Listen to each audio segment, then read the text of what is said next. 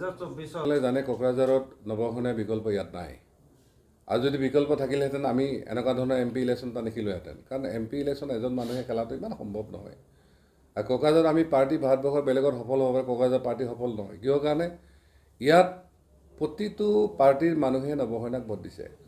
তেওঁলোকে খোলাকৈ কোনো জিএছপি বা নৱসেনা পাৰ্টি আহিব নিবিচাৰে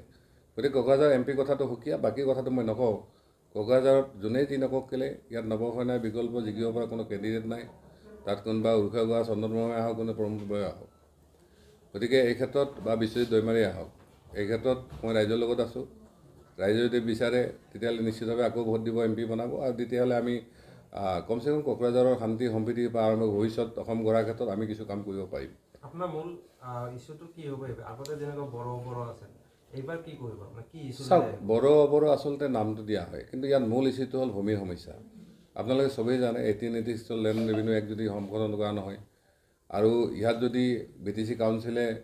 পাছ নকৰে তেতিয়াহ'লে ইয়াত সম্ভৱ নহয় আৰু BTC কাউন্সিলে এইটো কেতিয়াও পাছ নকৰে অসম চৰকাৰে এইটো কেতিয়াও নকৰে আমাৰ কোনো MLA নাই কোনো নাই এইটো কথা কোৱাৰ কাৰণে তাৰ লগতে আপুনি গাঁও গঠনৰ কথা চাওক ইয়াত গাঁও গঠনৰ লগতে প্ৰায় 2000 গাঁও সোমোৱাৰ দাবী আছে সেইকাৰণে চৰকাৰে কৌশলগতভাৱে প্ৰায় 45 বা 75খন গাঁও তেওঁলোকে এই ডিলিমিটেশ্যন নামত তেওঁলোকে ইতিমধ্যে সোমাই দিলে কিন্তু এখনো গাঁও কটা নাই একেধৰণে আপুনি ভাষাৰ পৰা আদি কৰি এই যিবিলাক বিষয় আছে এইবিলাক বিষয়ত চৰকাৰে কিছু কিছু কাৰণত পজিটিভনেছ নাই আপুনি চাওক বিজেপি ইয়াত BTCত সফল হৈছিল কিহৰ কাৰণে হিমন্ত বিশ্ব শৰ্মা ডাঙৰীয়াই নিজে আহি কৈছিল যে মই 15 মাটি মই ঠিক কৰি দিম ইয়াত নহয় কাইমেল কৈছিল কৰিব পাৰিলে নেকি আৰু ইয়াত দেখক যে আমাৰ কজনচি আদিবাসীবিলাকৰ যিটো জনজীকৰণ ইছ্যু আজিও চৰকাৰে একো কৰিব পৰা নাই মই সিদিনা ঝাৰখণ্ডত গৈছিলোঁ আমাৰ চালখান মুৰ্মু ডাঙৰীয়া তেওঁলোকে কি কৰিছিলে তেওঁলোকে বিৰোধ কৰে তেওঁলোকে কৈছে 30 বছৰৰ কাৰণে মই মানে আমি মানে কি কয় আদিবাসী হোৱাটো বিৰোধ মই তেতিয়া কৈছিলোঁ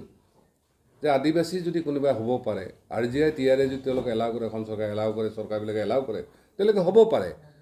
তাত আমি বাধা দিব পৰা কিন্তু ইয়াৰ এক্সিষ্টিং আদিবাসীসকলে বিচাৰিছে ট্ৰাইবেলসকলে যে তেওঁলোকৰ যিখিনি বাজেটৰী প্ৰভিজন বা যিখিনি ৰিজাৰ্ভেশ্যন সুবিধা সেইখিনি যাতে অখণ্ডিত থাকে গতিকে আমি পলিচি লেভেলত আমি কথা পাতিছোঁ ইয়াত যেনেকৈ ভূমি সমস্যাটো আমি 5th শিডিউল লেভেল কৈছোঁ এইটো 6th শিডিউল তাতো একে সমস্যা তাত 30-40% নন আদিবাসী তাত ইতিমধ্যে অন্তৰ্ভুক্ত হৈ গৈছে কিন্তু তেওঁলোকৰ একে ভূমি অধিকাৰ নাই তেওঁলোকৰ এইটো অধিকাৰ কিন্তু আমি আদিবাসীসকলেও বুজাইছোঁ যে আপোনালোকে যদি এইখিনি মানুহক অধিকাৰটো নিদিয়ে কালি ৰাজনৈতিকভাৱে বোলে বঞ্চিত হ'ব এই সুবিধাটো বিজেপি BTCত লৈছে ইয়াত যদি বড় মিলিকেনে আমি এই কথাখিনি আণ্ডাৰষ্টেণ্ডিং হ'লেহেঁতেন ইয়াত যিসকল লোক আছে তেওঁলোকক নাগৰিকৰ যিখিনি অধিকাৰ সাংবিধানিক সেইখিনি দিয়া হ'লেতো ইয়াত বেলেগৰ পলিটিক্সে নাথাকিলেহেঁতেন আৰু এইখিনি শেষ হ'লে নৱসেনাই প্ৰয়োজনে নাছিল গতিকে আমি এতিয়াও বিচাৰোঁ এইবিলাকৰ এটা এমিকেবল চলিউশ্যন এটা লাগে অকল ইয়াত নহয় গোটেই ভাৰতবৰ্ষৰ ভিত্তিত সেইকাৰণে অভাৰঅল আদিবাসী বা ট্ৰাইবেলৰ পলিচিৰ ক্ষেত্ৰত আমি গৈ আছোঁ আমি বাৰ কৈছোঁ যে একে 6th শিডিউল এৰিয়া আমাৰ যেনে কোকৰাঝাৰত আছে তাতো বনাওক লগতে তাত নন আদিবাসী যিবিলাক আছে তেওঁলোককো সাংবিধানিক অধিকাৰখিনি দিয়ক তেতিয়াহ'লে কিন্তু আমি এই যে কংগ্ৰেছ বিজেপিৰ যিটো মানে বান্দৰে পিঠা ভগাৰ যিটো পলিচি এইটো খতম হৈ যাব আৰু আমি সেইকাৰণে বিচাৰিছোঁ আমি যে 100টা সমষ্টি ইলেকশ্যন খেলিব কিহৰ কাৰণে যে কোকৰাঝাৰত যি পৰিস্থিতি তাতো একে পৰিস্থিতি তাৰো মানুহবিলাক আদিবাসীসকল তেওঁলোকে বছৰ ধৰি আন্দোলন কৰি আছে বছৰ ধৰি মানে ৰাজপথত সংগ্ৰাম কৰি আছে আমি তেওঁলোকেও বুজাইছোঁ যে কোকৰাঝাৰৰ ৰাইজে যেনেকৈ আমাক নিৰ্দলীয়ভাৱে দুবাৰকৈ MP বনাইছে আপোনালোকে যদি এনেকৈ MP বনাব পাৰে